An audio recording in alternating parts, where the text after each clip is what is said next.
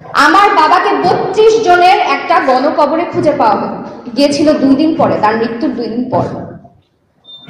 আমার বাবার মুখে আমি পানি দিতে পারি নাই। আমার বাবা একটা গোসল পায় নাই মৃত্যুর পরে। এখন আমার শুনতে হয় যে আমার চাইতে আরো অনেক কষ্টে আছে যারা এখন তাদের বাবাদেরকে ফুল দিয়ে বরণ করে দিচ্ছে, তারা এখন ভিকটিম। কারণ আমি ক্যামেরার সামনে এসে চিৎকার করতে পারছি না, আমি আবেগ বিক্রি করে ব্যবসা করতে পারছি না। তাই সেদিন আমরা ভিতরে ছিলাম ৩৬ ঘন্টা, আমি এবং আমার পরিবার আমরা জিমে ছিলাম। আমাদেরকে কোয়ার্টার গার্ডে নিয়ে যাওয়া হয়েছিল।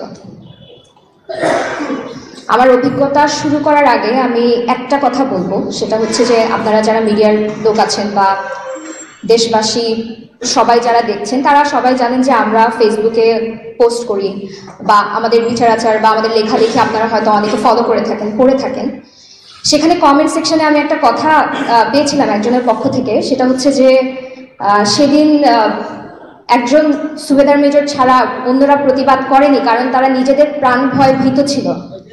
তারা কেউ প্রতিবাদ করেনি কারণ তারা যদি প্রতিবাদ করতো তাহলে নাকি তারা সবাই সেদিন মারা যেত, বাকি অফিসারদের সাথে তারা সবাই মারা যেত।